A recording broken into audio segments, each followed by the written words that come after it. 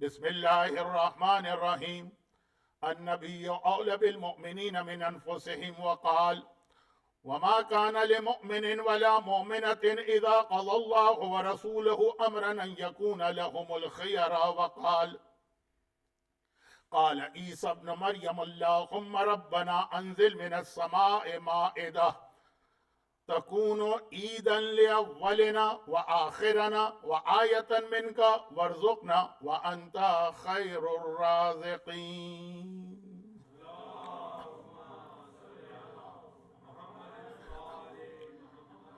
قرآن کریم کی 4 آیتوں کی تلاوت کی گئی ہے، اور اس سے پہلے کہ میں ان آیتوں کی روشنی میں بیان شروع کروں، بہتر محسوس ہو رہا ہے کہ 2 باتوں کی وضاحت ابتدا میں کر دی جائے۔ پہلی بات تو یہ ہے کہ آج غدیر کے دن کو تیسرا دن ہے۔ یقیناً 1,20,000 کا وہ مجمع غدیر کے میدان میں آج رات تک تھا۔ چوتھے دن صبح کو یہ پھر قافلے اپنی اپنی منزلوں کی جانب مختلف سمتوں میں روانہ ہوئے۔ ابھی تک غدیر کے میدان میں وہ حج کر کے واپس آنے والے سارے کے سارے موجود تھے، اور بیعت کا سلسلہ جاری تھا۔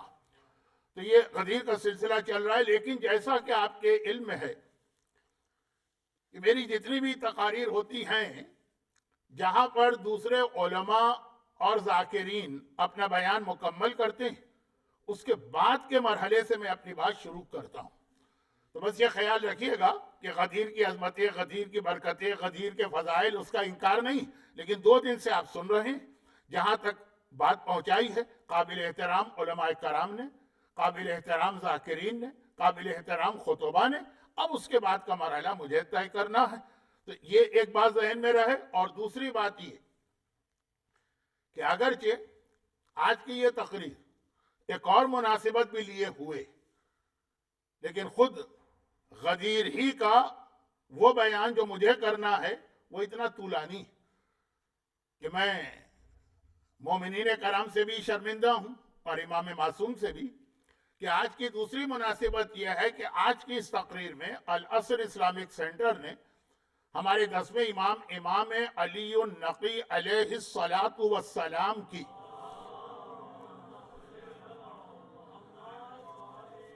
ولادت کے جشن کو بھی شامل کیا ہے۔ 10ویں امام کی ولادت کی 2 تاریخیں ہمارے پاس ہیں، ایک 5 رجب جو امام زمانہ کی دعا میں بھی ہے کہ اللہم انی اسألک بالمولودین فی رجب، اور ایک ہے 15 ذی الحجہ۔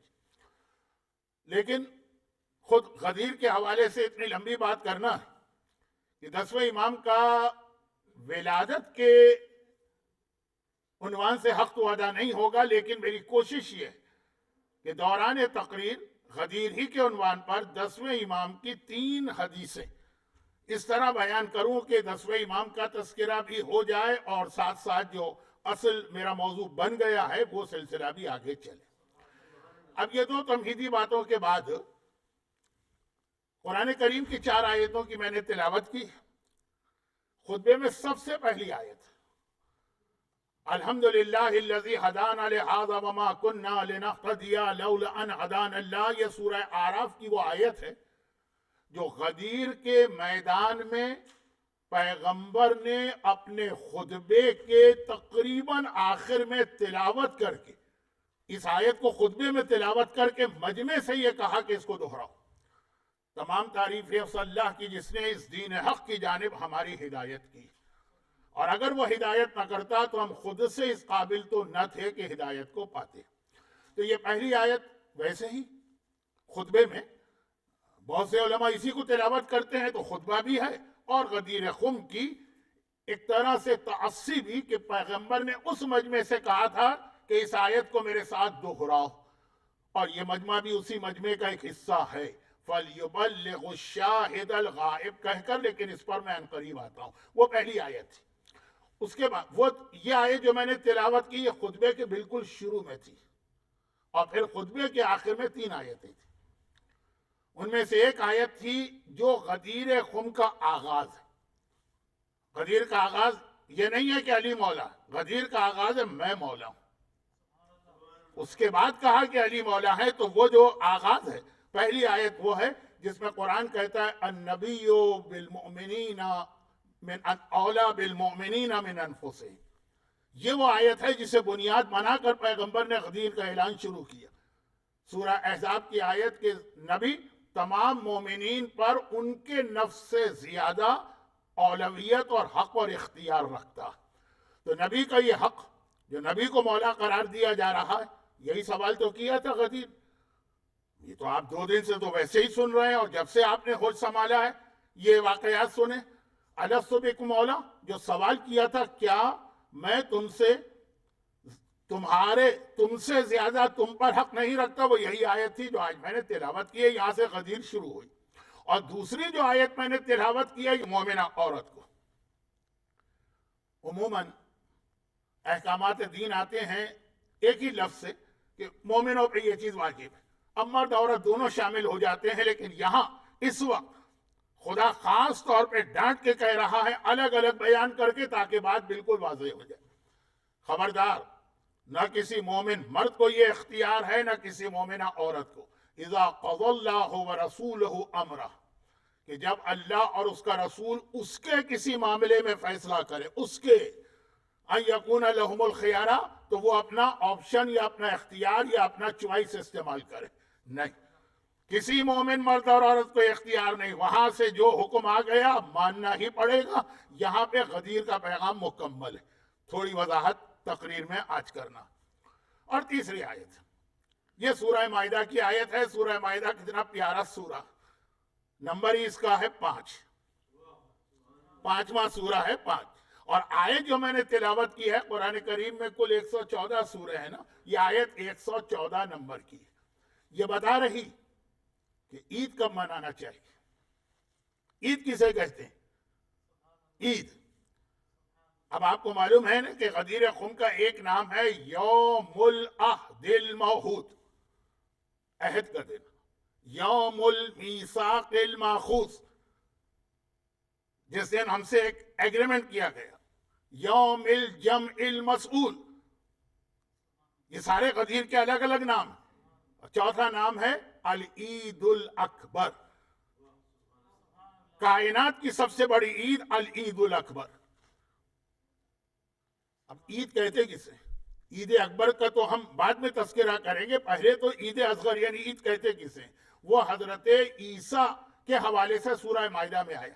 دیکھیں الیوم اکملت لکم دینکم کی آیت بھی سورہ مائدہ، یا ایھا الرسول بلغ ما انزل الیک کی آیت بھی سورہ مائدہ، وابتغوا الیہ الوسیلہ کی آیت بھی سورہ مائدہ، اور جو میں نے 5 مجلسیں پڑھی پچھلی، تعاونوا علی البر والتقوی بھی، وہ بھی سورہ مائدہ ہے، اور نمبر بھی اس کا نمبر 5، یعنی بہترین سوروں میں سے ایک ہے، اگرچہ قرآن کا ہر سورہ بہترین۔ اب 114 نمبر کی آیت ہے، عیسیٰ بتا رہے عید کسے کہتے ہیں۔ فارسی کا ایک محاورہ ہے، فکر ہر کس بقدر ہمت اوست، ہر آدمی کی جتنی اپنی کیپیسٹی یا ہمت ہوتی ہے اتنا ہی وہ سوچتا ہے۔ بچے سے پوچھو تمہیں کیا چاہیے، وہ کہے گا کہ مجھے کٹ کیٹ چاکلیٹ چاہیے۔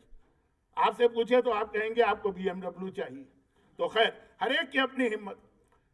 عیسیٰ کے حواری 12، وہ حضرت عیسیٰ سے ایک ریکویسٹ کر رہے ہیں، تو اب قرآن کہتا ہے، پورے قرآن میں لفظ عید صرف ایک دفعہ آیا ہے، اور وہ اس آیت میں قال عیسی ابن مریم، مریم کا بیٹا عیسیٰ کہہ رہا ہے اللہم ربنا انزل من السماء مائدہ، اے خدا ربنا، اے ہمارے پالنے والے، آسمان سے نازل کر ایک مائدہ۔ اور اسی آیت کی وجہ سے پورے سورے کا نام سورہ مائدہ پڑا۔ مائدہ مانے دسترخوان، اے خدا آسمان سے ایک دسترخوان نازل کر، کیونکہ اس سے پہلے والی آیت تھی کہ حواری کہہ رہے ہیں کہ ہمیں ایک دسترخوان چاہیے۔ تو عیسیٰ نے اپنے حواریوں کی خواہش آگے پہنچا دی، اس میں سے 12 میں سے 11 تو کم از کم بالکل ٹھیک تھے نا، دھوکہ تو ایک نے دیا، وہ بھی بہت آگے جا کر آگے پہنچا، انزلنا من السماء مائدہ، ہمارے لیے آسمان سے دسترخوان نازل کر۔ یہ دسترخوان کیوں نازل کر کہ تکون عیدہ، جب تو یہ دسترخوان نازل کرے گا یہ ہمارے لیے ایک عید بنے گی، لأولنا و آخرنا، ہمارے پہلے سے لے کے آخر تک ہمارے پورے گروہ کے لیے یہ عید بنے گی۔ کب؟ جب آسمان سے دسترخوان نازل ہوگا۔ کیا مطلب دسترخوان کا؟ اللہ کی ایک نعمت نازل ہوگی۔ وآیتن منکا، یہ ہمارے لیے عید بھی بنے گی، یہ تیری ایک نشانی بھی ہوگی۔ ورزقنا، اور ہم کو روزی بھی ملے گی۔ وانت خیر الرازقین، اور تو بہترین روزی دینے والا۔ عید، عید، حضرت عیسیٰ کے حواری ایک نعمت مانگ رہے ہیں، اور عیسیٰ کہہ رہے ہیں کہ اے خدا اگر تو نے یہ نعمت ہمیں دے دی، وہ دن ہمارے لیے عید کا دن ہوگا۔ جب ایک نعمت کے ملنے پر جو ایک دسترخوان ہے وہ دن عید قرار پاتا ہے، تو جسے کائنات کی سب سے بڑی نعمت مل جائے، وہ مومنین اگر عید اکبر نہ منائیں تو حق ادا نہیں کر پائیں گے قرآن کا۔ عیسیٰ نے بتایا عید کب منائی جاتی ہے؟ جب آسمان سے کوئی نعمت نازل ہو، دنیا کی بات نہیں ہے، آسمان سے نعمت نازل ہو، عید مناؤ۔ ایک نعمت کے ملنے پہ عید، وہ تو نعمت کبریٰ ہے، وہ تو نعمت عظمیٰ جو آج صاحبان ایمان کو ملی۔ اور پھر کہا کہ یہ جو تو ایک نعمت نازل کرے گا یہ ایک آیت بنے گی تیری، من کا، تیری آیت اللہ۔ تو آیت اللہ کے نازل ہونے پہ جب عید منائی جا رہی ہے تو جو آیت اللہ الکبریٰ ہو، جو آیت اللہ العظمیٰ ہو، جو پکار کے کہتا ہو کہ اللہ کی سب سے بڑی نشانی تو میں علی ابن ابی طالب ہوں۔ اور پھر قرآن کہہ رہا ہے ورزقنا، یہ عید کا کنسپٹ جو قرآن دے رہا ہے سورہ مائدہ کی آیت نمبر 114 ورزقنا، اور یہ جو ایک نعمت تو نازل کر رہا ہے آسمان سے، اس سے ہمیں رزق ملے گا۔ خطبہ غدیر کے آخر میں دیکھ لیجیے، پیغمبر اسلام عجیب طریقے سے مولا کا تعارف کرا رہے ہیں، تو خطبہ غدیر کے آخر میں ایک لفظ آتا ہے، اور اسی علی کے ذریعے سے اللہ دنیا والوں کو رزق عطا کرتا۔ وہاں پہ عیسیٰ کے حواری دسترخوان مانگ رہے، کہا کہ اس سے ہم کو رزق ملے گا، عیسیٰ کے حواریوں کو رزق مل رہا ہے، اور علی وہ ہے کہ وہ بے یمن ہی روزق الورا، خالی ایک گروہ کو رزق نہیں ملتا ہے، کائنات کی ساری مخلوقات کو رزق ملا کرتا ہے علی کے وسیلے اور علی کے واسطے۔ لیکن خاص جس لفظ کی وجہ سے میں نے پوری آیت کی تلاوت کی وہ عید، یہ بتایا عید کب منائی جاتی؟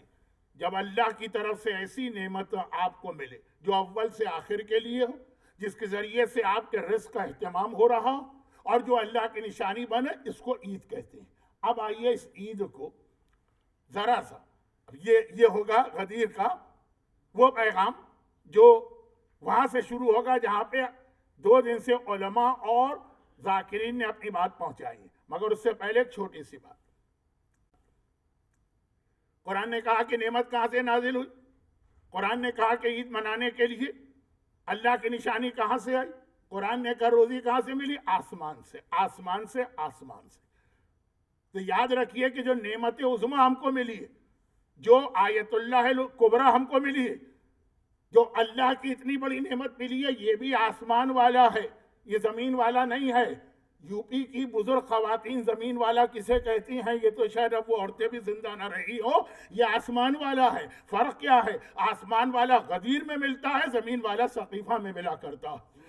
یہ جس کے حوالے سے بات کی جا رہی ہے، آسمان والا، آسمان والا۔ اور دیکھیے اسی لیے مولا پکار کے کیا کہتے ہیں؟ مجھ سے سوال کرو اس سے پہلے کہ میں تمہارے درمیان نہ رہوں، کیونکہ میں زمین کے راستوں سے زیادہ آسمان کے راستوں کو جانتا ہوں۔ آپ جہاں سے آئے ہیں، جس علاقے سے آئے ہیں، وہاں کے راستے آپ زیادہ جانتے ہیں نا۔ جو حیدرآباد کے مومنین ہیں حیدرآباد کے راستے جانتے ہیں، کراچی والے کراچی کے جانتے ہیں، جہاں کا آدمی ہو وہیں کے راستے زیادہ جانتا ہے۔ قرآن کہہ رہا عید کب مناؤ؟ جب آسمان سے تمہیں نعمت ملے۔ مولا کہہ رہے کہ مجھ سے پوچھو جو پوچھنا ہے، مگر زمین سے زیادہ آسمان کے بارے میں پوچھنا، کیونکہ آسمان کے راستوں کو میں زیادہ جانتا ہوں۔ اور یہی وجہ کہ آنے والا آسمان سے آیا تو اس کا ہر اہتمام آسمان سے ہی ہوا ہے۔ بھائی جب اس کی ولادت کا وقت آ رہا ہے، مدد کے لیے مکے کی عورتیں نہیں آئی ہیں، مدد کے لیے بنی ہاشم کی عورتیں نہیں آئی ہیں، مکے کے لیے آسمان سے اتر کے عورتیں آئی ہیں۔ اور جب بچہ پیدا ہوا، اسے کپڑے میں لپیٹا گیا، وہ کپڑا بھی کہیں ابو طالب کے گھر سے نہیں آیا ہے، وہ آسمان سے آیا ہے۔ اور جب اس کے لیے پہلی غذا کا انتظام ہوا، کوثر کا جو پانی جام میں لے کے حوا آئی تھی، وہ بھی یہ دنیا کے حتی زمزم کا چشمہ بھی نہیں تھا، وہ بھی آسمان ہی سے آیا ہے۔ تو بچہ دنیا میں آ رہا دنیا کا ہی نہیں، وہ آسمان کا ہے، تو اس کا لباس بھی آسمان سے آیا، اس کی غذا بھی آسمان سے آئی، ولادت کے موقع پر مدد کرنے والا گروہ بھی آسمان سے آیا۔ یہ آسمان کا تھا، یہ آسمان کا تھا۔ اس لیے اللہ کے رسول نے جب اسے مانگا، ہمارے یہاں پاکستان میں اکثر یہ ہوتا ہے، یہاں پہ مجھے ہندوستان کے مومنین بھی کچھ نظر آ رہے ہیں، بہت بھونڈی مثال دے رہا ہوں، بہت بھونڈی، کبھی کبھار ایسی بھونڈی باتیں مجھ سے بھی سن لیں، دوسروں سے تو آپ ممبر پہ جھکتے سننے کے عادی بن ہی گئے۔ ایک زمانے میں ہمارا ممبر علم تھا، حکمت تھی، قرآن تھا، حدیث تھا، آج کل جھکتے ہیں۔ اب یہ جھکتوں کو میں سمجھا نہیں پاؤں گا اسے کیا کہتے ہیں، یہ پنجابی زبان کا لفظ ہے، تو ایک آدھ بات مجھ سے بھی سن لیں کہ اللہ کا رسول، دیکھیے آسمان کے سپاہی، آسمان سے آیا۔ قرآن نے کہا عید کس کے لیے کب منانا؟ جب آسمان سے آئے، اللہ کی نعمت۔ پاکستان میں انہوں نے کہا کہ ہمیں امریکہ سے مدد چاہیے، کانٹیکٹ کیا امریکہ سے۔ چلے آج کل تو خیر کمیونیکیشن بہت فاسٹ ہو گیا، اور کووڈ نے تو ہر چیز کو آن لائن ڈال دیا ہے، لیکن عام طریقے سے فوری مدد چاہیے تو کیا ہوتا؟ تو پاکستان کا ڈیلیگیشن خود واشنگٹن گیا ہے، اور وہاں جا کے اسٹیٹ ڈپارٹمنٹ سے کانٹیکٹ کر رہا، اتنا وقت نہیں ہے، فوری مدد چاہیے نا۔ تو اب یہ نہیں ہے کہ اب ہم کراچی میں پاکستان میں بیٹھے ہیں اور کراسپنڈنس ہو رہی ہے اور خط بھیجے جا رہے ہیں، نہیں، اب ڈیلیگیشن خود وہاں گیا جہاں سے مدد چاہیے۔ یہ آسمان والا ہے، یہ اللہ کی نعمت آسمان سے آئی۔ جب عیسیٰ نے کہا کہ عید اسی وقت مناؤ، اسی لیے پیغمبر نے زمین میں بیٹھ کے نہیں مانگا، پیغمبر خود آسمان پر گئے۔ شب معراج ایک مرتبہ کہہ رہے وَاجْعَلْ لِی مِن لَدُنْکَ سُلْطَانًا نَصِیرًا، اے خدا مجھے ایک مددگار عطا فرما۔ یہ درخواست زمین کی نہیں ہے، یہ ساتویں آسمان پر عرش الہی پہ جا کے درخواست دی گئی ہے، کیونکہ وہ آسمان والا ہے، وہ آسمان سے آیا، اس کا ہر انتظام آسمان سے ہو رہا ہے۔ حتیٰ یہ ابھی تک تو ہمارے ہاں یہ ہے۔ اب یہ جو میں مثال دے رہا ہوں یہ بھی ذرا بھونڈی سی مثال ہے۔ یہاں پہ جو لوگ حیدرآباد کے ہیں، آپ کی اگلی نسل تو نہیں ہوگی، وہ تو کہے گی ہم اوزی ہیں، لیکن ابھی حیدرآباد کے شادی کا وقت آتا ہے تو آپ کی پہلی خواہش یہ ہوتی ہے کہ جہاں کی آپ ہیں نا وہیں کی لڑکی آپ کو میرے حیدرآباد کی ہو تو کیا کہنا، کراچی والا ہے تو وہ کراچی کی لڑکی ڈھونڈتا، اور پنجاب والا ہے تو پنجاب کی لڑکی ڈھونڈتا ہے، نیچرل اور فطری بات۔ اب چونکہ یہ اللہ کی نعمت آسمان سے آئی، جب شادی کا موقع بھی آیا تو دنیا کے رشتے نہیں لیے گئے، رشتہ بھی آسمان سے آیا، نکاح بھی آسمان پہ پڑھا گیا، برات بھی آسمان سے آئی۔ وہ اونٹ کو چلانے والے جبرائیل تھے، ہانکنے والے میکائیل تھے، براتی کے طور پہ 70,000 حوریں تھیں، آسمان سے آیا۔ اور یہی وجہ پیغمبر کی حفاظت کر رہا ہے وہ آسمان سے آ کر، کیونکہ پیغمبر نے معراج کی رات سدرۃ المنتہا کے آگے جا کر اس سپاہی کو مانگا تھا نا، لیکن آیا آسمان سے ہے، آسمان سے آیا۔ ابھی آج کل افغانستان میں ایک بہت بڑا مسئلہ بن گیا۔ دیکھیں میں عام طور پر اس قسم کی مثالیں دیتا نہیں، لیکن جب میں دیکھ رہا ہوں کہ ہر ایک دے رہا ہے اور آپ لوگ لوٹے جا رہے ہیں ان مثالوں پہ، تو ایک آدھ جملہ کہنے کا مجھے بھی حق ہے۔ معلوم ہوا کہ وہ اتنا اسلحہ اور اتنی چیزیں امریکن فورسز، اس کو واپس لے جانا، وہ پاکستان سے انہوں نے راستہ بھی مانگا اور کیسے اس کو لے جائیں، وہ ایک بہت بڑا پروسیس۔ کہا کیوں؟ کہا کہ جب یہ لوگ آئے تھے نا تو امریکہ سے آئے تھے، جو افغانستان میں امریکن فورسز، ان کا سارا اسلحہ وغیرہ بھی وہاں سے آیا، ساری چیزیں ان کے لیے وہاں سے آ رہی تھی۔ کھانے پینے کی تو میں مثال ہی نہیں دیتا ہوں، لیکن اسلحہ۔ اب آسمان کے سپاہی آیا، پیغمبر کی حفاظت کر رہا ہے، احد کا میدان ہے، اس کے ہاتھ سے 9 تلواریں ٹوٹ گئی ہیں، آخری مرحلہ وہ آ گیا کہ اس کے پاس کوئی تلوار بھی باقی نہیں رہی ہے، پیغمبر کی کمر میں تلوار لٹک رہی ہے۔ یا رسول اللہ، یہ آپ کی حفاظت کر رہا ہے، آپ کے پاس تلوار ہے، اس کے پاس تلوار نہ رہی، اپنی تلوار دیجئے۔ کہیں گے یہ میرا سپاہی ہے ہی نہیں کہ میں اپنی تلوار دوں، یہ آسمان سے آیا ہے تو اس کی تلوار بھی آسمان سے نازل ہوگی، اور لا فتح الا علی، لا سیف الا ذوالفقار کے ساتھ نازل ہوگی۔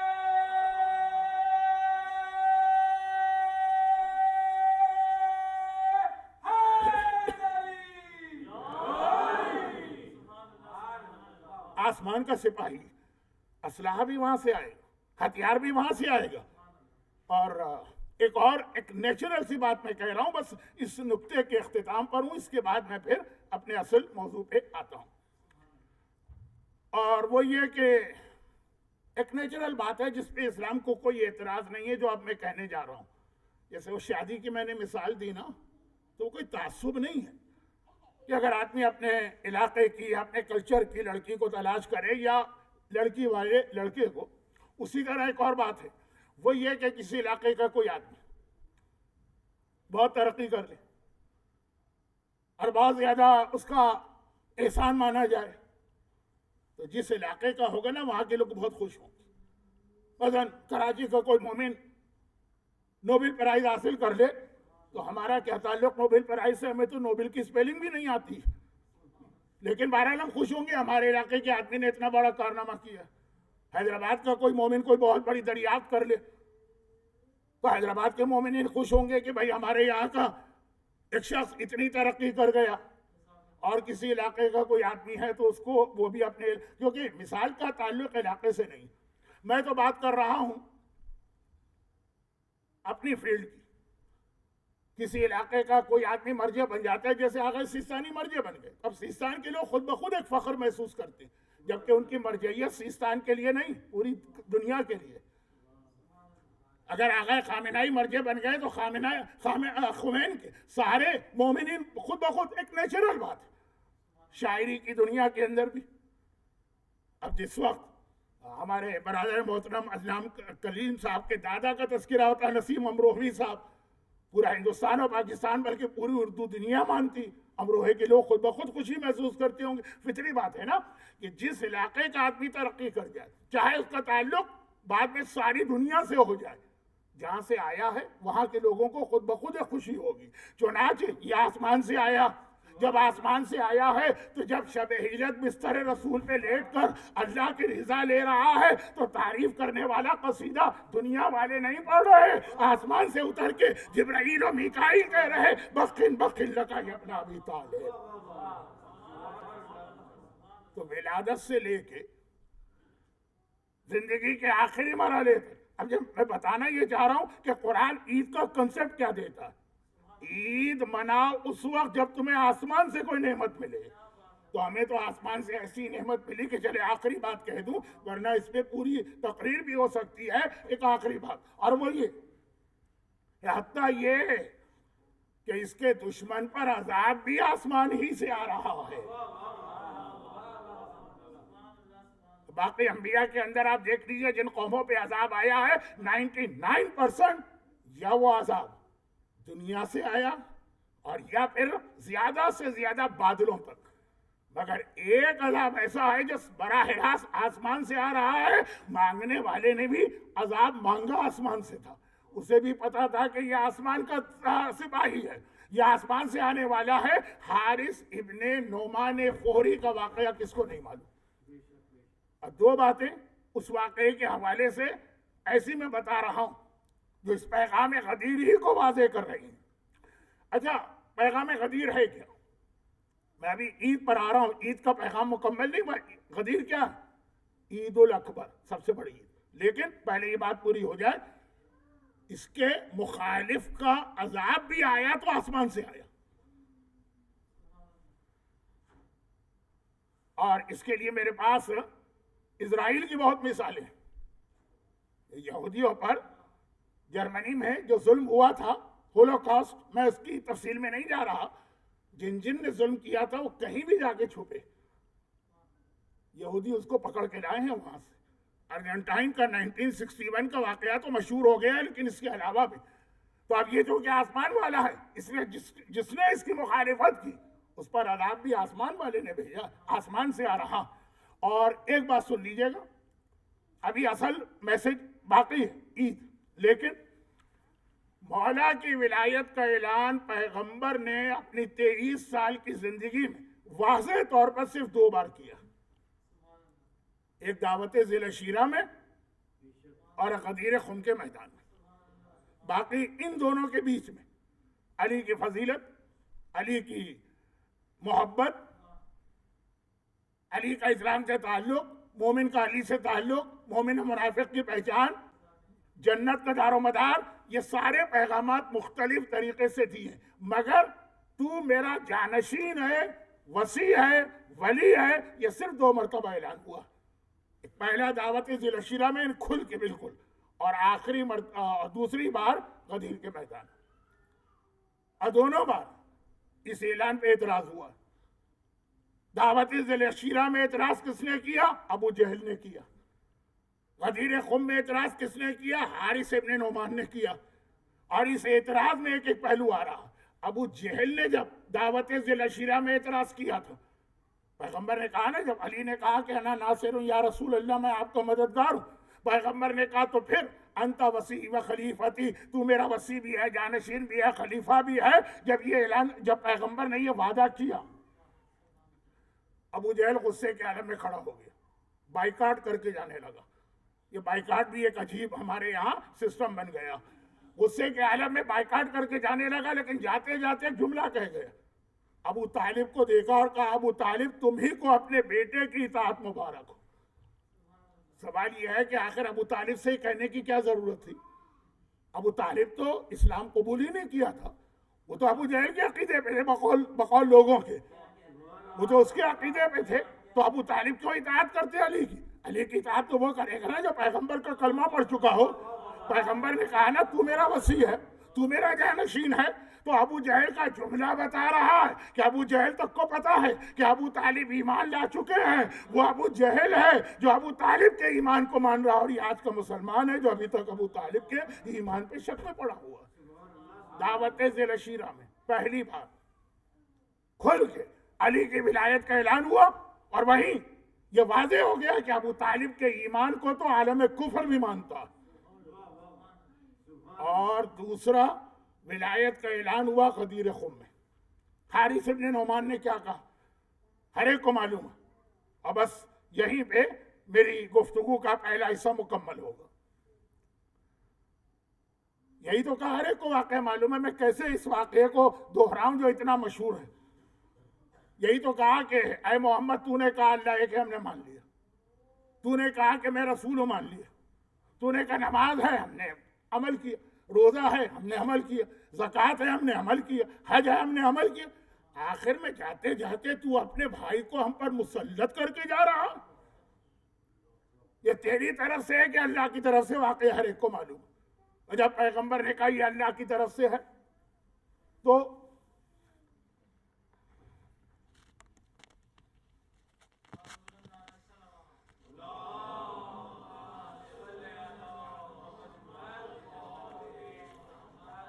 اس نے کہا کہ اگر یہ اللہ کی طرف سے تو اے اللہ آسمان سے لفظ ہے من السما، آسمان سے میرے اوپر عذاب نازل کر۔ اس کا جملہ کیا بتا رہا ہے؟ پیغام۔ ایک ابو جہل نے پیغام دیا، اور ایک پیغام یہ پہلے اعلان ولایت میں بھی پیغام آیا ابو طالب کے ایمان کا، اور دوسرے میں کیا پیغام آیا کہ اس کے اوپر عذاب آیا، لیکن اس کا جملہ بتا رہا کہ یہ آدمی توحید کو بھی مانتا ہے، رسالت کو بھی مانتا ہے، نماز بھی پڑھتا ہے، روزہ بھی رکھتا ہے، زکوٰۃ بھی دیتا ہے، حج بھی کیے ہوئے ہے۔ کہہ رہا نہیں سب تو ہم مانتے چلے گئے، یہ اعلان نہیں مانیں گے۔ پتا چلا کہ اگر خالی توحید ہو وہ نجات نہیں دلواتی، خالی رسالت نجات نہیں دلواتی، خالی نماز نجات نہیں دلواتی، خالی حج نماز نہیں دلواتا۔ وہ نجات اس وقت ملتی ہے جب آدمی ساتھ میں علی کی ولایت کو بھی مانتا ہو۔ بغیر ولایت کے کوئی عبادت کام نہیں آئے گی۔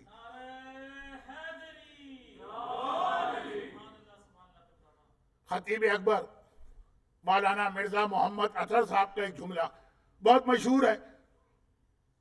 جس زمانے میں میلبرن میں ویڈیو پہ مجلسیں لگا کرتی تھیں، ہمارے ذوالفقار عابدی صاحب تو واقف ہیں، تو یہ مجلس کئی دفعہ یہاں پہ لگائی گئی کیونکہ بہت پسند آئی لوگوں کو۔ لیکن ایک چھوٹی سی مثال، ایک شخص کا انتقال ہو گیا، اس کا بیٹا گھبرا گیا، بھائی باپ مر گیا، پتہ نہیں اس کے اوپر قبر میں کیا گزر رہی۔ گھبرا کے عالم کے پاس گیا، کہا میرا باپ نماز نہیں پڑھتا تھا۔ انہوں نے کہا اچھا نماز نہیں پڑھتا تھا، ایک طریقہ ہے، کیا عمر ہے تمہارے باپ کی اتنے سال کی نمازیں پڑھوا لو. اس نے پیسے دیے اور اتنے سال کی نمازیں پڑھوا لی, مسئلہ ختم. پھر آیا کہ ارے مجھے پتا چلا کہ وہ تو زکوٰۃ و خمس بھی نہیں دیتا تھا. کہا کوئی بات نہیں, آؤ آج حساب کر کے زکوٰۃ و خمس ادا ہو جائے. وہ بھی ہو گیا. پھر آیا کہ ارے ان پر تو حج بھی واجب تھا, مجھے اب پتا چلا. تو کوئی بات نہیں, جو حج ہے وہ ان کی طرف سے کروا لو, اتنا خرچہ دے دو, حج ہو جائے گا. پھر ایک دن آیا کہ ارے مجھے پتا نہیں تھا, وہ تو علی کی ولایت کو بھی نہیں مانتے تھے, کہ کتنے پیسے دے دوں کہ یہ گناہ بھی معاف ہو جائے. فوراً جواب ملا, نمازیں رہ گئی تو طریقہ ہے, روزے رہ گئے تو طریقہ ہے, خمس رہ گیا تو طریقہ ہے, حج رہ گیا تو طریقہ ہے, لیکن علی کی ولایت کو نہیں مانا تو دنیا اور آسمان کی ساری دولت دے دو, تب بھی نجات ملنے کا کوئی راستہ نہیں ہے. یہ حارث بن نعمان نے بھی بتایا اور یہ خطبہ غدیر میں پیغمبر نے بھی ارشاد فرمایا. لیکن اب لیکن کے بعد آئیے, تھوڑا میرا انداز بھی سمجھ لیجیے. لیکن یہ تو واضح ہو گیا کہ غدیر کو عید ہونا چاہیے. جتنے اصول قرآن نے بتائے حضرت عیسیٰ کی زبان سے, وہ سارے کے سارے غدیر کے واقعے میں پورے اتر رہے ہیں اصول, تو اس کو عید ہونا چاہیے. لیکن اب ایک سوال یہ ہے کہ عید کو عید کہتے کیوں, اور عید ہونا چاہیے کا کیا مطلب ہے؟ تھوڑا سا خشک سا نکتہ ہے لیکن بہت اہم ہے. دیکھیں اسلام میں 10 فروع دین. یہ 10 فروع دین جو ہے نا, اس میں 4 کا ایک گروپ بنائیے, نماز, زکوٰۃ, خمس اسی کے ساتھ چلا جائے گا, اور روزہ. نماز اور روزہ تو ہمارے یہاں اس طرح ایک ساتھ بولا جاتا ہے محاورے میں, تو پابند صوم و صلات, نماز روزے کا پابند, ایک ہی چیز سمجھ لیجیے. اور اتنا ہر ایک کو پتا ہے کہ قرآن کریم نے جتنی جگہ نماز کا ذکر کیا, زکوٰۃ ساتھ ساتھ تقریباً. اب یہ 4 کا ایک گروپ بنا نا, اس کے اختتام پر ایک عید آتی ہے, جسے ویسے تو ہم عید الفطر کہتے ہیں, لیکن عوامی زبان میں کہا جاتا ہے رمضان کی عید. رمضان کی عید. اس کے بعد آئیے حج, جہاد, امر بالمعروف نہیں. اچھا, امر بالمعروف نہیں عن المنکر جہاد کا حصہ, اس کی حدیثیں بھی جہاد کے چیپٹر میں ملیں گی. جہاد بالنفس, اور یہ حج کے ساتھ, چنانچہ قرآن میں جہاں یا ایھا الذین آمنوا کتب علیکم الصیام میں حج کی آیت ختم ہوئی ہے, روزے کی آیت فوراً حج کی آیت آئی. اور روایت میں بھی ہے کہ غیبت کے اندر مومنین کا جہاد ان کا حج ہوگا. حج اور جہاد یہ ایک چیز. اس گروپ میں بھی 4 عبادتیں آ گئی, حج, جہاد, امر بالمعروف. اس کے اختتام پر ایک عید ہے, اسے عوام کہتے ہیں حج کی عید. 2 عیدیں ہمارے یہاں بہت مشہور ہیں نا, عید الفطر اور عید الاضحیٰ. لیکن عوامی زبان میں عید رمضان اور عید حج, ایک رمضان کی عید ہے, ایک حج کی عید. ٹھیک. لیکن اب آخری 2 چیزیں رہ گئی ہیں ابھی فروع دین میں. 10 ہیں, 8 ہو گئی, 2 رہ گئی. ایک ہے تولا, ایک ہے تبرہ. عید التولا کا نام ہے غدیر, اور عید التبرہ کا نام ہے 9 ربیع الاول. یہ ہمارے علماء کی ٹرم ہے, کیونکہ عید تولا ذرا مشکل لفظ لگتا ہے تو آج کل اس کو کہنے لگے عید ولایت. لیکن فروع دین میں سے 10, اس کے پہلے 4 کا ایک گروپ بنے گا, اس کی عید کا نام ہے عید الفطر یا رمضان کی عید. بیچ کے 4 کا دوسرا گروپ بنے گا, اس کی عید کا نام ہے حج کی عید. اور تولا کی عید ہے غدیر, عید التولا. اور 9 ربیع الاول کی اہمیت بھی سمجھیے گا, اس کا نام ہے عید التبرہ. اور ہمارے 10ویں امام نے 9 ربیع الاول کے حوالے سے اہم ترین حدیث ارشاد فرمائی کہ ہمارا شیعہ نہیں ہے جو 9 ربیع الاول کی عید نہ منائے. اب یہاں ایک مختصر بات کر دوں, وہ بات کے لیے نہیں. عید تولا ہے غدیر, یہ 2 لفظ یاد رکھیے گا. آپ نے عید و بقرعید تو یاد رکھا, آپ نے رمضان کی عید اور حج کی عید تو یاد رکھا. ایک عید تولا, یہ لفظ یاد رکھیے گا, غدیر. عید تبرہ 9 ربیع الاول, ان 2 کے درمیان کیا آتا ہے کربلا. غدیر اور 9 ربیع الاول کے بیچ میں کیا آتے ہیں ایام اضحیٰ. اس کے درمیان کیا آتے ہیں؟ غم کے وہ دن جس کا تعلق کربلا سے ہے. تو یہ جملہ کہا گیا کہ غدیر کی وجہ سے حسین شہید کیے گئے، اور حسین کی شہادت کا جو خدا انتقام امام زمانہ سے لے گا وہ 9 ربیع الاول کی خوشی بنے گا. تو کربلا دونوں عیدوں کو ملانے والے پل کا نام ہے. اس کا ایک سرا عید غدیر ہے، اس کا دوسرا سرا 9 ربیع الاول ہے، اور اسی کے درمیان پہلا عشرہ آئے گا تو انشاءاللہ.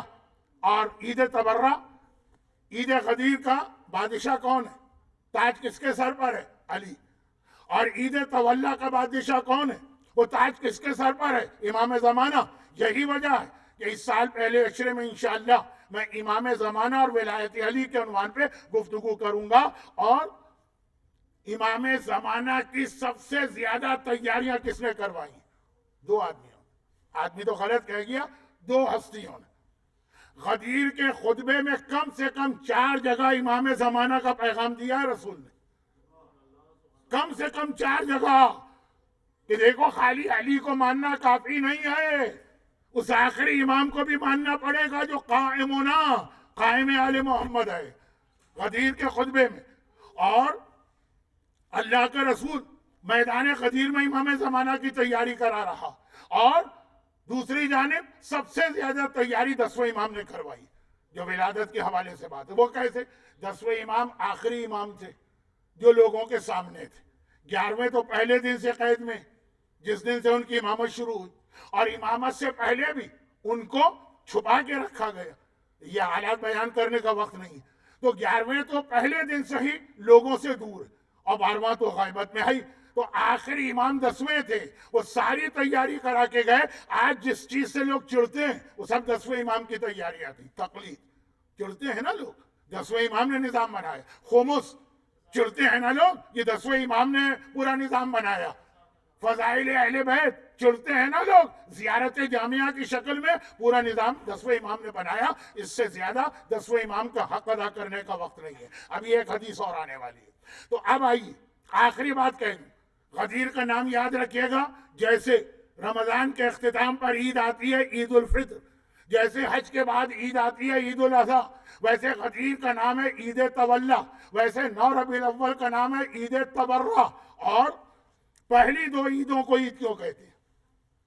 یہاں سے میرا پیغام جو اصل ہے وہ، لیکن مختصر، زیادہ آپ کو زحمت میں نہیں ڈالوں گا. عید فطر ہو یا عید الاضحیٰ، روزوں کی عید ہو کہ حج کی، عید کو عید کیوں کہتے ہیں؟ عید کے معنی ہیں عود، اردو میں بھی استعمال ہوتا ہے واپس آ جانا، واپس پلٹنا. چونکہ اب یہ پہلے عام معنی سمجھیے پھر امام کے بتائے ہوئے. کہا چونکہ یہ 2 خوشی کے موقع ہر سال پلٹ کے آتے ہیں، اس لیے عید کو عید کہا جاتا ہے. ہر سال پلٹ کے آتے ہیں. نہیں، خالی اتنی بات نہیں ہے، بہت ساری چیزیں پلٹ کے آتی ہیں. یہ 2 موقع ایسے ہیں جب انسان 2 عید، جب انسان پلٹ کے دوبارہ معصوم بن جاتا ہے.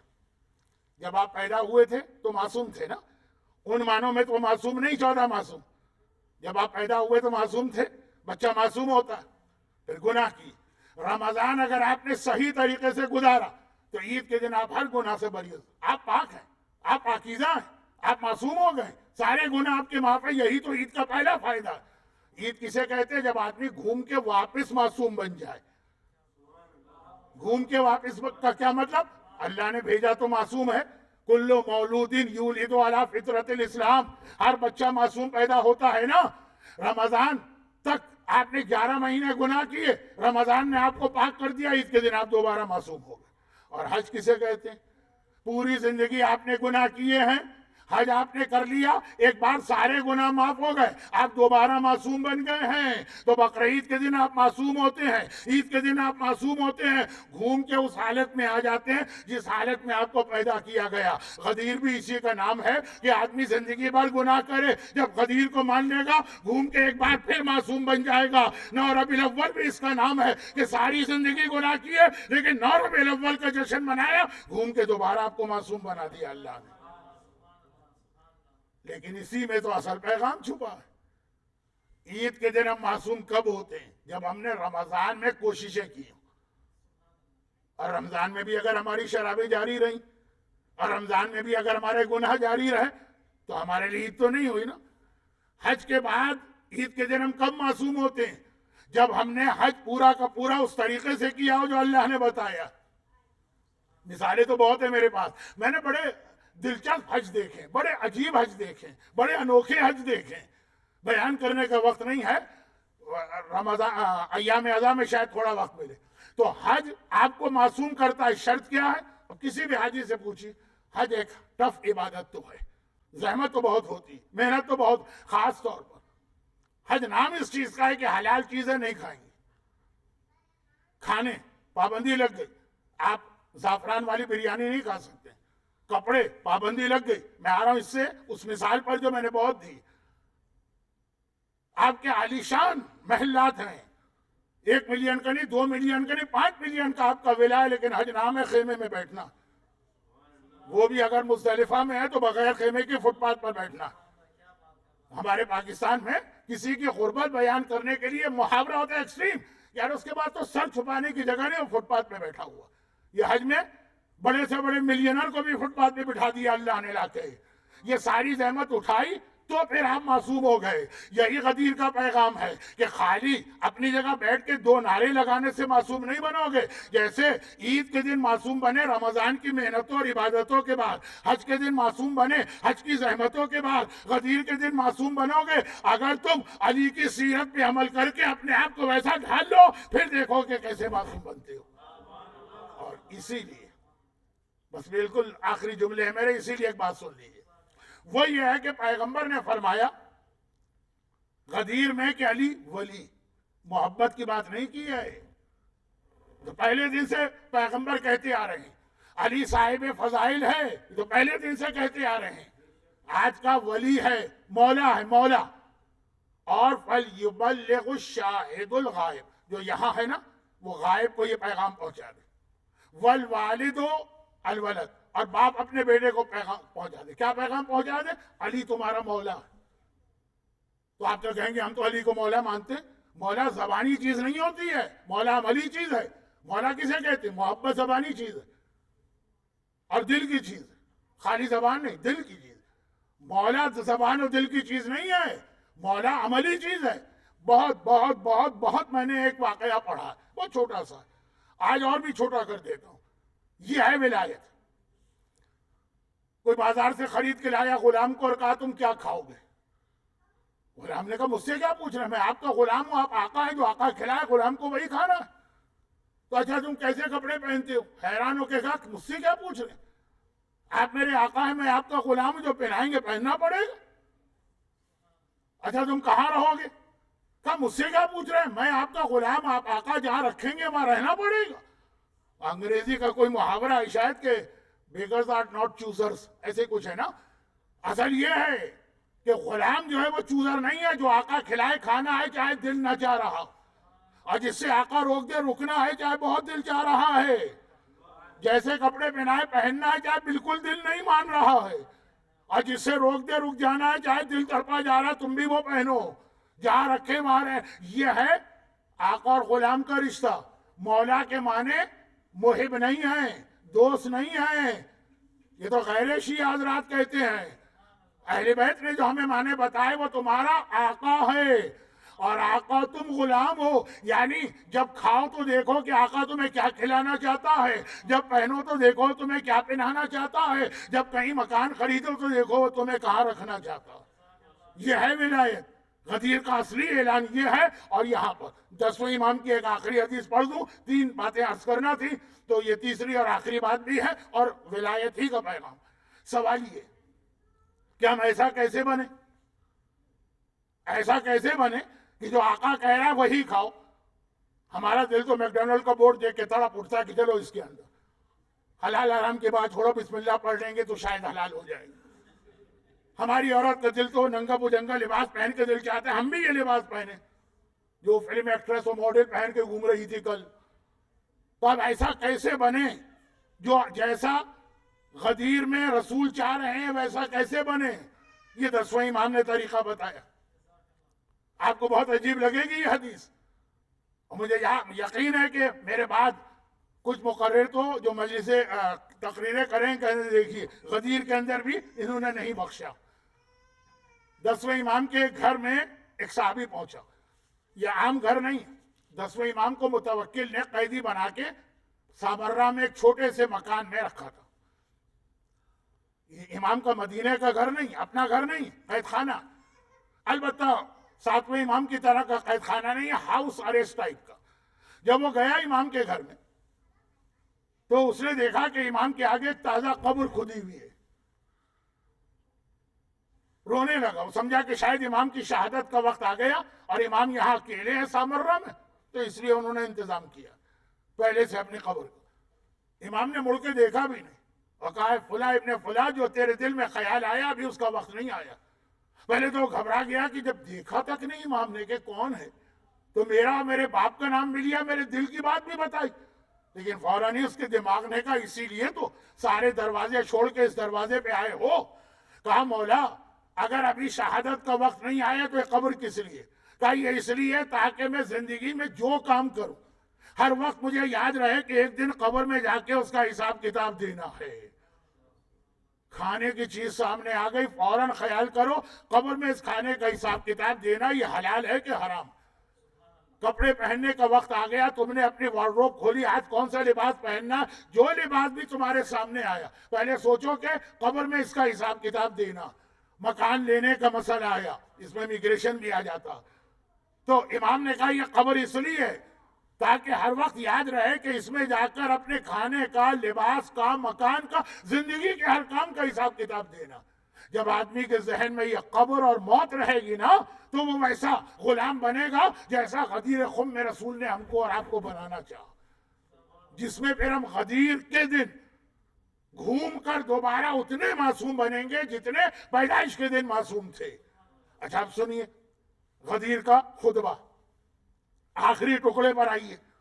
یہ چیزیں آپ کو کوئی نہیں بتاتا ہوگا اس لیے کہ مجمع کی ناراضگی سے ہر ایک ڈرتا ہے, اور خاص طور پر آج کے دن جہاں اتنے دنوں کے بعد اتنا بڑا مجمع ملا ہے تو ذرا ڈر پیدا ہو جاتا ہے کہ بھائی آج تو آ گئے, آئندہ آئیں کہ نہ آئیں. لیکن غدیر کا خطبہ, غدیر کا خطبہ دیکھیں یہ کامنٹ بہت جلدی آنے والے ہیں. یہ مولانا نے غدیر کی خوشی کے موقع پر بھی قبر کو نہیں چھوڑا اور عذاب کو نہیں چھوڑا. اب غدیر کا خطبہ سنی, آخری حصہ معاشر الناس التقوی التقوی, اللہ سے ڈرو, 2 دفعہ کا اللہ سے ڈرو. یہ خطبہ غدیر ہے. احذروا الساعہ, قیامت سے ڈرو. پھر امام نے قرآن کی وہ آیت تلاوت کی, انا زلزلۃ الساعہ لشیء عظیم, قیامت کی گھڑی جب آئے گی اور زمین ہلائی جائے گی وہ شے عظیم. اس کے بعد سنی پیغمبر کا جملہ ہے اور پیغمبر نے حکم دیا ہے, میں پیغمبر کے حکم کے اوپر عمل کر رہا ہوں. ان سب سے میری ریکویسٹ ہے چاہے وہ ممبر پہ ہوں چاہے وہ صف پہ بیٹھے ہوں کہ جو کامنٹس کرنے والے ہیں اس سے میرا نام ہٹا کے ماں رسول کا نام لے آئیں. اذکروا, یاد کرو, یہ غدیر میں کہہ رہے ہیں یاد کرو, یاد کرو. اذکروا, یاد کرو. کیا کہہ رہے, کیا یاد کرو؟ الممات والحساب والموازین والمحاسبۃ بین رب العالمین والثواب والعقاب. کس دن پیغمبر غدیر کے خطبے میں مولا کو جب ہاتھوں میں اٹھانے جا رہے ہیں اس سے ٹھیک پہلے, خطبہ بہت لمبا ہے نا, بالکل یہ آخری ٹکڑا, یاد رکھو اپنی موت کو, والمعاد, اور اللہ کے پاس پلٹ کے جانے کو, کیا منہ لے کے جاؤ گے, والحساب, اور حساب کتاب کو یاد رکھو, والموازین, اور اس وقت کو یاد رکھو کہ جب نیک اور برے اعمال کو تولا جائے گا, والمحاسبہ بین رب العالمین, اس وقت کو یاد کرو جو تم اپنے خدا کے سامنے کھڑے کیے جاؤ گے, والثواب والعقاب, اور یاد رکھو کہ ثواب بھی ملتا ہے اور سزا بھی ہوتی ہے. اور پھر پیغمبر نے اس حدیث پہ خطبے کا یہ ٹکڑا مکمل کیا, من جاء بالحسنہ فلہ اصیب, جو ایک نیکی لے کر آئے گا تو اللہ اس کو ثواب دے گا, ومن جاء بالسیئہ فلا نصیب فی الجنان, اور جو ایک گناہ لے کر آئے گا اس کا جنت کے اندر کوئی حصہ نہیں. یہ خطبہ غدیر پڑھ رہا ہوں, پتہ نہیں کیوں میرے دل کو یقین ہو رہا ہے کہ آپ نے غدیر کے خطبے کا یہ حصہ نہیں دیکھا ہو. یہ خطبہ غدیر ہے, موت یاد دلائی, کیونکہ جب تک کہ قبر میں عمل کا جواب یاد نہ رہے آپ کو. آپ علی سے محبت کر سکتے ہیں, آپ علی کے نام پہ جان دے سکتے ہیں, لیکن آپ علی کو مولا نہیں مان سکتے. مولا کا مطلب ہی آقا ہے, یعنی آرڈرز اینڈ آرڈرز. اسی میں میری تقریر کا بالکل آخری حصہ آ گیا, بالکل آخری حصہ, اور وہ یہ کہ اب اسی لیے مومن کی سب سے بڑی ذمہ داری ہے حلال و حرام کے علم کو حاصل کرے. کیوں؟ وہی تو بتائے گا نا کہ اس وقت مولا کا آرڈر کیا, آقا کا حکم مانو. حکم کہاں سے ملے گا, کیسے پتا چلے گا اس وقت علی کیا چاہتے ہیں؟ آقا کا آرڈر جو آتا ہے اس کا ایک سسٹم ہوگا نا. آسٹریلین گورنمنٹ اگر کوئی آرڈر آپ کو دیتی ہے, اعلان کر دیا جاب سیکر ملنا شروع ہو جائے گا, تو کوئی سسٹم ہوگا نا, وہاں کے ذریعے سے اعلان آتا ہوگا نا. تو اسلام میں کیا سسٹم ہے جہاں سے ہمیں پتا چلے کہ علی کیا چاہتے ہیں؟ اس سسٹم کا نام ہے علم فقہ اور حلال و حرام. اور عجیب بات مومنین کے لیے عجیب ہے کہ اسی خطبہ غدیر میں پیغمبر فرما رہے تفقہوا فی الدین, دین کا زیادہ سے زیادہ علم حاصل کرو. دیکھو میں نے سارے حلال و حرام تم تک پہنچا دیے ہیں, اور اس کی معلومات علی سے لیتے رہنا, حلال کیا ہے حرام کیا. الستو بکم مولا کہا, یقین. من کن تو مولا کہا, ہمارا یقین. ساتھ میں یہ بھی کہا موت کو یاد کرو اور دین کے علم کو حاصل کرو, تاکہ پتا چلے حلال خدا کیا ہے, حرام خدا کیا ہے, اور یہ علم صرف علی سے لو. دیکھیں اگر کہہ دیتے علی سے علم لو تو ہم کہتے اس سے مراد یہ تھی کہ سائنس کا علم, اس سے مراد یہ تھی کہ مثلا تاریخ کا علم, اس سے مراد تھی, تو کہا حلال و حرام کا علم. کیونکہ جب تک کہ حلال و حرام کا علم نہ ہو آپ آقا کا حکم مان ہی نہیں سکتے. حلال و حرام کسے کہتے ہیں؟ آقا کا حکم کیا. مثلا میں بہت چھوٹی 2 مثالیں دیتا ہوں آپ کو, اور یہ مثالیں میں اس لیے دے رہا ہوں کہ بہت زیادہ اس میں غلط فہمیاں لوگوں کے بیچ میں ہیں. میں اپنے ساتھ پرچہ لے کے تو آیا تھا, لیکن ہاں ہے بھی 2 چھوٹی مثالیں کہ اگر علم نہ ہو تو آپ آقا کا حکم کیسے مانیں گے.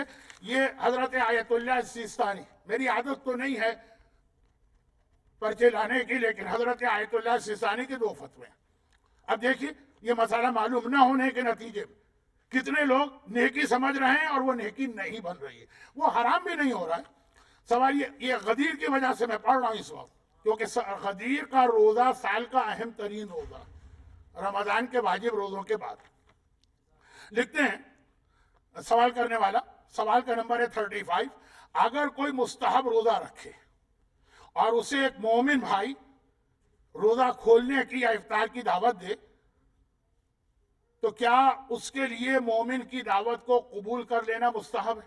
کیونکہ عام طور پہ مشہور ہے کہ اگر کوئی مومن آپ کو سنت روزے میں دعوت دے تو بات اس کی مانے, روزہ توڑنے, ٹوٹے ہوئے روزے کا ثواب جڑے ہوئے روزے سے زیادہ. یہ عام طور پہ مشہور ہے. تو پوچھا اس نے, جواب دیتے ہیں بعض علماء کہتے ہیں کہ اگر آپ نے مومن کی دعوت نہیں مانی اور روزہ کنٹینیو کیا تو روزہ مکروہ ہو گیا. فرماتے ہیں کہ لا یکرہ البقاء علی الصوم, اگر آپ نے اس کی بات نہیں مانی اور روزہ کنٹینیو کیا تو یہ مکروہ تو نہیں, لیکن ثواب کھو دیا, کیونکہ مستحب ہے الاجابہ, مومن کی دعوت کو قبول کرنا. کب؟ جب وہ سیریس دعوت ہو, باقاعدہ ایک پراپر دعوت ہو.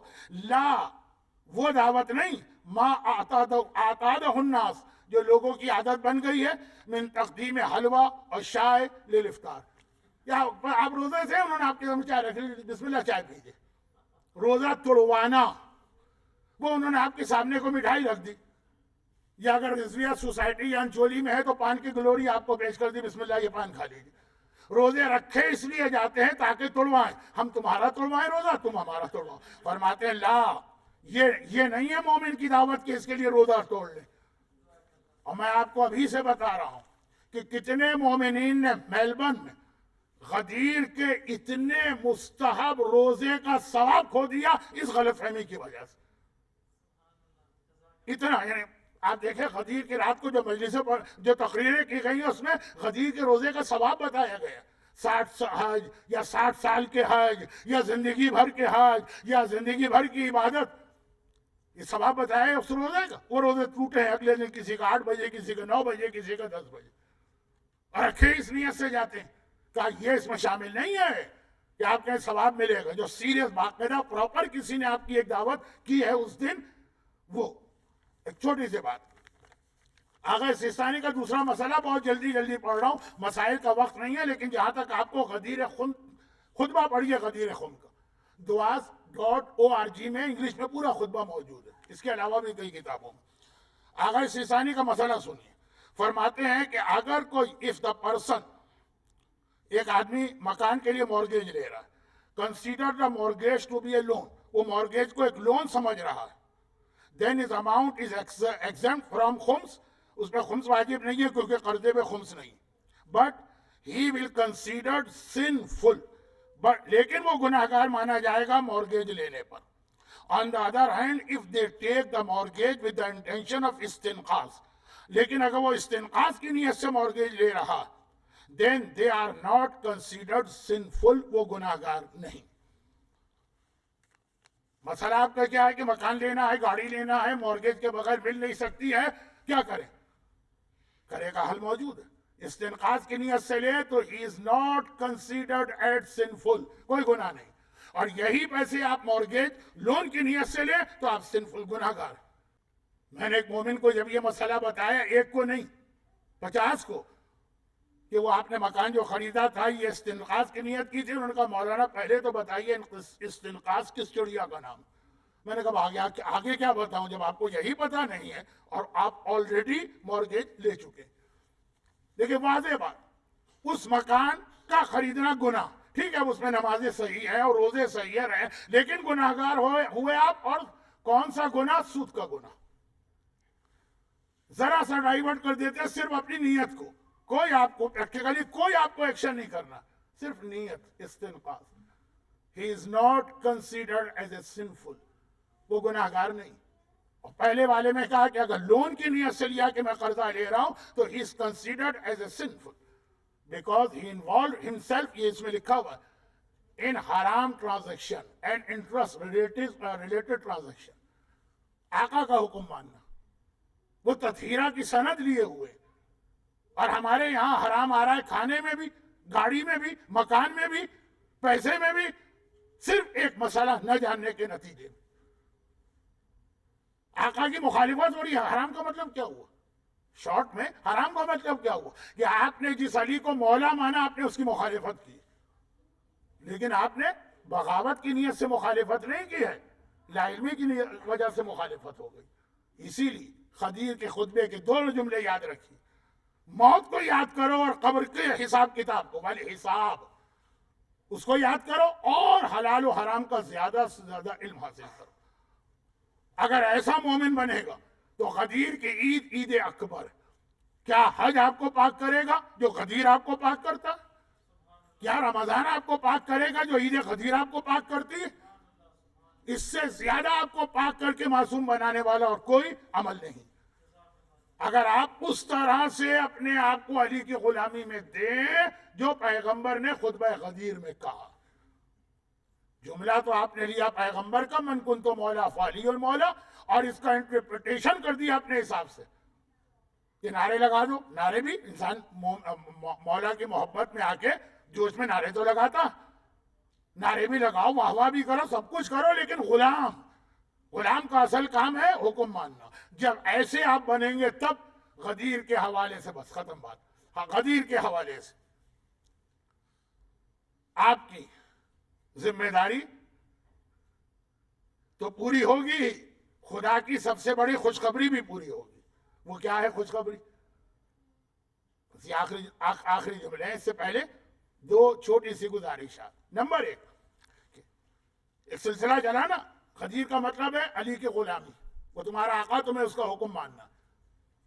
غلام کے پاس کوئی چوائس نہیں ہوتا.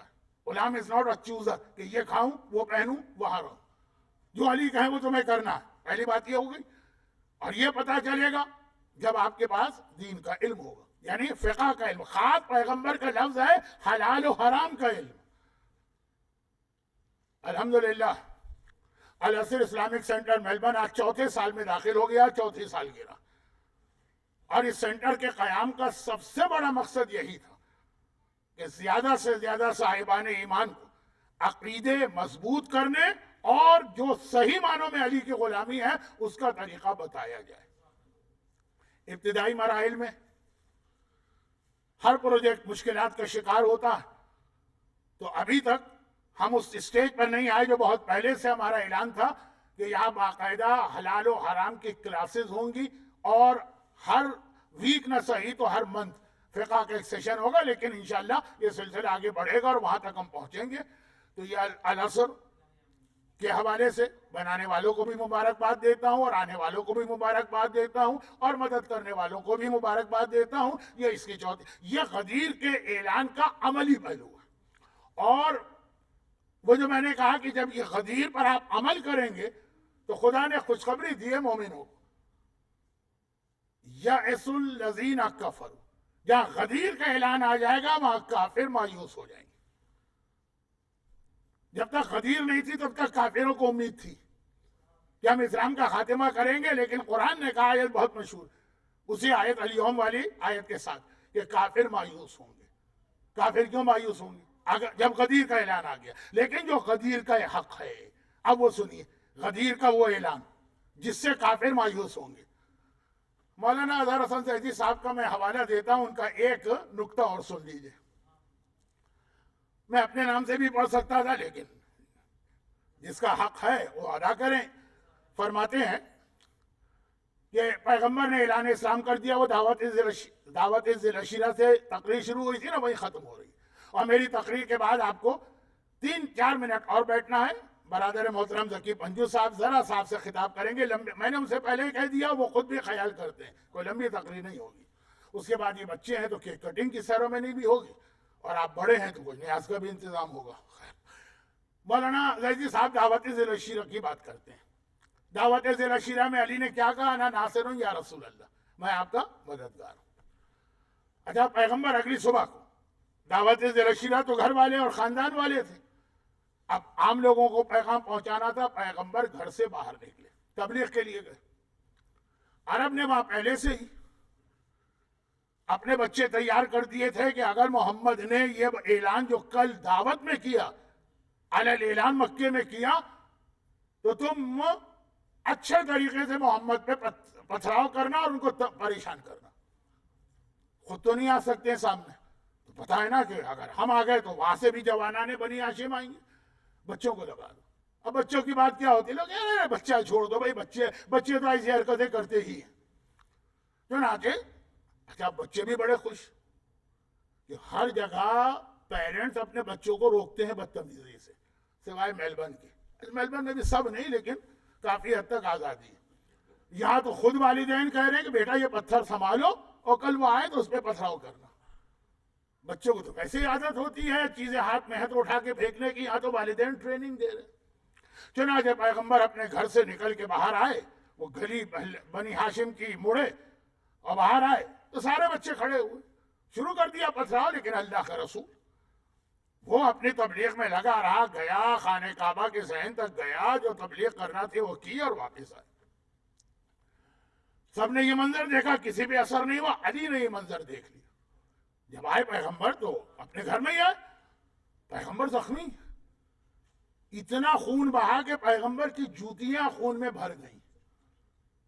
پیغمبر کا خون پاک و پاکیزہ ہوتا ہے, کوئی فقہی مسئلہ میرے پاس لے کے نہ آ جائے. یہ خانہ کعبہ تک گئے. علی نے دیکھا, حیران ہوگا, یا رسول اللہ آپ اتنے زخمی کیسے ہو گئے؟ کہا کہ اے علی, یہ عربوں نے اپنے بچے میرے پیچھے لگا دیے اور انہوں نے آج پتھراؤ کیا. کتنا شاخ گزرا ہوگا جملہ. اللہ کے رسول, میں نے آپ سے وعدہ کیا تھا کل رات کو کہ میں آپ کی مدد کروں گا, مددگار کے ہوتے ہوئے آپ کیسے زخمی ہو گئے؟ یہ زیدی صاحب کا ایک خاص جملہ ہے, اس میں ایک لفظ اردو کا ذرا مشکل آ جاتا ہے لیکن آپ لوگ سمجھ جائیں گے. کہا کہ میرے ہوتے ہوئے کل آپ اکیلے نہیں جائیں گے, میں آپ کے ساتھ چلوں گا. اگلے دن پیغمبر چلے, اور دیکھیے ذی العشیرہ کا غدیر سے بہت گہرا تعلق ہے. بالکل یہاں غدیر جیسا منظر بنا. غدیر میں کیا منظر تھا؟ پیغمبر لوگوں کے سامنے ہے لیکن پیغمبر کے آگے علی ہیں. علی سامنے ہے, پیغمبر علی کے پیچھے چھپے ہوئے ہیں. ذرا سا اپنے ذہن میں کوئی نقشہ تو لے کر آئیے نا. کیا بہت لمبی تقریر ہو گئی ہے؟ کیا بہت زیادہ اس وقت بھوک کا وقت ہے؟ منظر لے کر آئیے کہ پیغمبر ہیں، پیغمبر کے آگے علی. پیغمبر کو اگر کوئی غدیر میں دیکھنا جائے پہلے علی کے چہرے کی زیارت کرے گا، پھر پیغمبر تک جائے گا، کیونکہ پیغمبر کے ہاتھوں میں ہے نا. یہ منظر پہلے ذی العشیرہ میں آیا، کیونکہ عرب کے بچوں کو کل بہت مزہ آ گیا تھا، بہت مزہ آیا تھا. انہوں نے اپنے دوستوں کو بھی بلا لیا تھا دور دور اس کے محلوں سے کہ بھائی آ جانا، بڑی اچھی ایک ایکٹیویٹی ہوتی ہے. سب پتھر لے کے تیار کھڑے ہیں، پیغمبر نکلے. ایک مرتبہ بچے ذرا گھبرا گئے، ایسا لگا پیغمبر اکیلے نہیں ہیں، آگے آگے علی چل رہے ہیں، پیچھے پیچھے اللہ کا رسول ہے. وہی منظر ہے جو غدیر خم میں تھا نا، آگے آگے علی تھے، پیچھے رسول تھے. بچوں نے دیکھا، پہلے تو ذرا سب گھبرائے کہ آج رسول اکیلے نہیں ہیں، کسی کو لے کے آئیں. لیکن پھر ذرا دل کو تسلی ہو گئی. آپ نہیں سمجھ پائیں گے کیونکہ آپ مومن دماغ سے سوچ رہے ہیں، ذرا کافر دماغ سے سوچی. ذرا ان کو تسلی ہو گئی کہ آپ پیغمبر کسی کو لائے ہیں، لیکن وہ کون ہے؟ 10 سال کا بچہ ہمارا جیسا ہی تو ہے، مقابلہ کرنا کیا مشکل ہے. تاریخ نے بتایا علی سے ہمیشہ اس نے مار کھائی ہے جس نے علی کو اپنا جیسا سمجھا. اچھا اب جب دیکھا کہ تو ہمارے ہی جیسا، ہمارے 10-12 سال کے بچے، پتھراؤ شروع کرنا چاہا. ابھی پتھر سنبھالی رہے کہ علی کی جیبوں میں کھجور کی گٹھلیاں تھیں، اور علی نے کھجور کی گٹھلیاں اٹھا کے مارنا شروع کی. جس بچے کی کمر پہ پڑی، کمر پکڑ کے بیٹھ گیا اور ایک ہی جملہ کا قسمنا علی، قسمنا علی، قسمنا علی. یہ قسمنا سواد کے ساتھ جب آئے نا، اس کے معنی توڑنے والا. اللہ کا نام ہے قاسم الجبارین، جبارین کی کمر کو توڑنے والا. اچھا آپ یاد رکھیے، احد کے بدر کے میدان میں جب میرا مولا آیا تھا نا، تو سارے کافر یہی بچے تھے جو احد کے میدان میں جا کے جوان ہو گئے. سب نے کہا تھا قاسم آ گیا، قاسم آ گیا ہماری کمر توڑنے والا. لیکن وہ تو اس وقت نہیں بتا سکتا ہوں، ابھی تو یہاں کی بات. علی کے ہاتھ سے کھجور کی گٹھلی چلی، جس بچے کی کمر پہ پڑی سمجھے کمر پکڑ کے بیٹھ گئے، کمر ہی اس کی ٹوٹ گئی. اور سارے بچے وہاں سے بھاگے، پیغمبر گئے اور خیریت سے واپس آ گئے. اچھا پیغمبر کل گئے تھے تو زخمی ہو کے آئے تھے، آج بھی وہی پیغام لے کے گئے ہیں، خیریت و سلامتی کے ساتھ آ گئے. کل اور آج میں فرق کیا ہے؟ لا الہ الا اللہ تو کل بھی تھا، وہ آج بھی. اور آج اگر محمد رسول اللہ ہے تو یہ کل بھی تھا. قرآن جو آج ہے تو کل بھی تھا. جبرائیل جو آج ہے وہ کل بھی تھے. اسلام جو آج ہے وہ کل بھی تھا. جو ساری چیزیں آج ہیں وہی کل بھی تھی. پھر بھی کل رسول زخمی ہو گئے، آج رسول محفوظ ہے، اس لیے کہ جو آج ہے وہی کل بھی تھا. مگر ایک فرق ہے کہ آج علی ولی اللہ ہے، کل علی ولی اللہ نہیں تھا. اصل میں تو نعرہ مجھے اس کے بعد والے جملے پہ چاہیے جو میرا آخری جملہ ہے. میرا کیا، زیدی صاحب کا نہیں، مولانا اظہر حسن زیدی، یا کئی زیدی اور بھی بیٹھے ہوئے ہیں، تو مولانا اظہر حسن زیدی بھائی کل بھی پیغمبر تھے، آج بھی پیغمبر، کل وہی اسلام تھا. ایک ہی جملہ کہتے ہیں رسول، قولوا لا الہ الا اللہ تفلحوا، یہی کہتے ہیں. کل اس میں زخمی ہو گئے اور آج پیغمبر محفوظ رہے. جبکہ کل اور آج میں کوئی فرق نظر نہیں آ رہا سوائے ایک کہ علی ولی اللہ. لیکن علی ولی اللہ بھی تو کل تھا کہ علی پیدا نہیں ہوئے تھے، پیدا ہو چکے تھے. کل علی ولی اللہ کے ہوتے ہوئے بھی رسول زخمی ہو گئے، آج علی ولی اللہ نے رسول کو بچا لیا. کیونکہ فرق یہ تھا، کل علی ولی اللہ تھا مگر علی ولی اللہ اور رسول اللہ میں فاصلہ تھا، وہ گھر میں تھے، یہ گلیوں میں ہیں. آج علی ولی اللہ بلا فصل ہو گیا. اسلام بچتا ہے جب علی ولی اللہ بلا فصل ہو جاتا ہے.